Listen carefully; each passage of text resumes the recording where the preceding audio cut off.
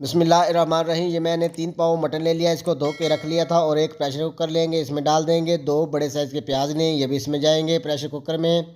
और 2 बड़े साइज़ के टमाटर लिए हैं और 5 सब्ज़ मिर्चें लिए बारीक बारीक काट ली थी मैंने, ये भी इसमें जाएंगी। अगर आप मेरे चैनल में नए हैं तो मेरे चैनल को कर दे सब्सक्राइब, बेल आइकन के बटन को कर दे प्रेस, ताकि तमाम हमारी वीडियो आप तक पहुंच सके। 1 चम्मच अदरक लहसुन का पेस्ट लिया है, 1 चम्मच नमक का लिया है, आधा चम्मच धनिया पाउडर का लिया है, आधा चम्मच हल्दी का लिया है, आधा चम्मच गर्म मसाले का लिया है। तो इसको भी डाल देंगे इस तरीके से।